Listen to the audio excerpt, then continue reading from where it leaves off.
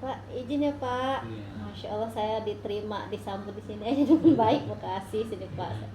Iya, Em, alhamdulillah. ini Betul, amin.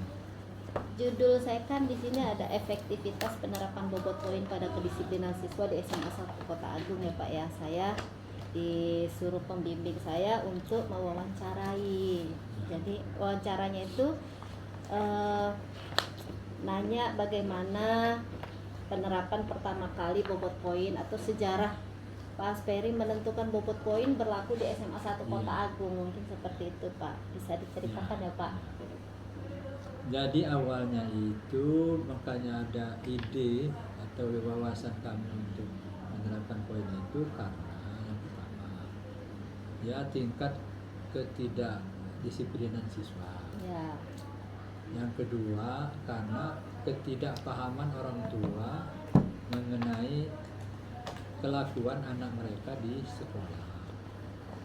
Yang ketiga memberi pemahaman kepada orang tua dan untuk bekerja sama dengan orang tua bersama-sama membina anak. Makanya diajaklah waktu itu berpikir kami dengan wakil kepala sekolah supaya kita ada komunikasi dengan orang tua tentang kenakalan dan ketidakdisiplinan siswa itu.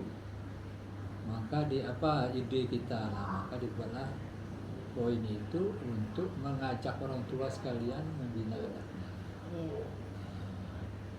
Nah kemudian dalam penerapannya itu kan ada tingkat kesalahan dalam ketidakdisiplinan siswa itu, mulai umpama nggak mau belajar atau meninggalkan pelajaran waktu guru memberikan mata pelajaran, atau umpamanya terlambat, contoh-contohnya. Nah kemudian atau suka mengganggu kawan atau suka bolos. Nah jadi tingkat-tingkat itulah dibuat poin-poinnya, makanya paling berat. Namanya kalau meninggalkan pelajaran yang guru lagi memberikan keterangan yang meninggalkan pelajaran poinnya sekian. Jadi beda-beda poinnya. Jadi dari poin terendah gitu Pak ya, poin sedang sampai poin tertinggi gitu. Kenakalan siswa itu, nah, jadi dibeda-bedakan poinnya. Nah, kalau begitu ya udah Pak. Jadi gimana caranya?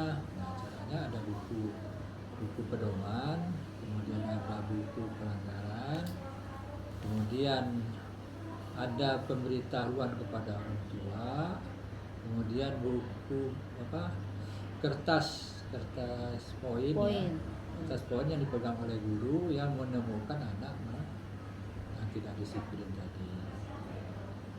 Nah makanya sesuai dengan keadaan di Kota Agung waktu itu,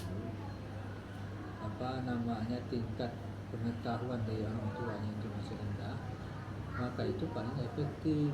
Jadi kita sama dengan orang tua. Tadinya orang tuanya kan nggak menerima. Iya, nggak setuju ya Pak ya. Menerima anaknya salah begini, katanya anaknya rajin. Padahal anaknya nggak rajin. Anaknya kata dia sekolah terus, padahal nggak masuk sekolah. Padahal nggak masuk ya. Nah inilah yang dibantah oleh orang tua. Orang tuanya. Jadi dengan bukti itu poin-poin yang dikasihkan guru kepada anaknya memberikan kepada orang tua, jadi nggak ada bukti. Kalau dulu kendalanya apa itu ya Pak ya? Kendalanya dulu itu orang tua itu ya masih banyak yang bantah ya, mengakui anaknya itu rajin. Orang tuanya berarti ya? Ya? Orang tua waktu itu yang nggak menerima, yang kurang menerima lah. Nah, sehingga dia banyak melakukan protes. Nah, tapi sesudah kita ini buktikan kepada anak, dia terima. Kalau dulu kalau kasih poin gitu enak gitu Pak, dengan orang tua dengan siswanya gitu ya Pak. Kemudian dulu itu yang menangani itu langsung BK. Nah tapi karena banyak orang tua pertama orang tuanya banyak protes, BK-nya nggak menyanggupi, karena dilimpahkan ke kepala sekolah. Langsung kepala sekolah ya Pak. Kepala sekolah dulu. Kan itu udah pensiun ya? Iya. Belum Mas, tapi kan dia udah di SMA. Udah pindah Bandar Lampung SMA 7 gitu. Bu Eli. Bu Eliana Pida ada, Bu Iya. Evi Istiqomah yang pindah. Oh, Ibu Evi yang pindah. Kalau dulu guru BK langsung terjun ya Pak ya. Iya, dulu guru BK, tapi kalau orang tuanya keras, dia nggak Langsung mau kepala langsung ke sekolah. gitu. Ini Jadi udah, kendalanya gitu itu yang gitu. ini kayaknya langsung ke pertanyaan kelima Iya. ini Pak. Ini orang tua dan warga kayaknya udah dijawab.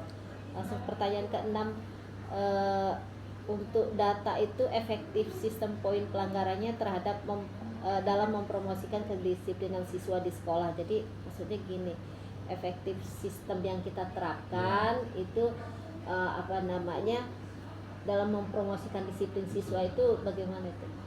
Jadi kita melihat apa efektivitasnya kan kita lihat dari ini hasil. Nah, dari mana kita melihat hasilnya itu umpama begini nih. Tadi siswa yang bolos umpamanya 5. Ya, per kelas. 5 per kelas. Kemudian dikasih disiplin, turun. Turun Ya. kan. Nah, dari 5 menjadi 3 mungkin dari 5. Nah, kemudian anak yang berantem tadinya suka berantem, sekarang karena ada Sistem poin poin. itu, ya anak-anak pasti mikir karena yang akan menanggung akibatnya dia dan orang tuanya.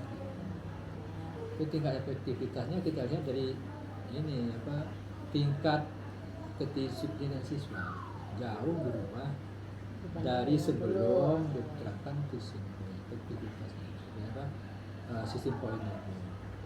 Tapi kalau dulu Pak ya, emang kalau kita kasih poin memang siswa udah langsung nggak usah marah-marah Pak ya, Nggak langsung usah kasih marah-marah. poin langsung Iya. takut sendiri gitu. Iya. Terus yang sekian ini Pak, bagaimana Bapak melatih dan mendukung staf dan siswa dalam mengimplementasikan dan memelihara sistem poin pelanggaran itu? Yang pertama kerjasama dengan wakil. Dengan wakil kepala sekolah.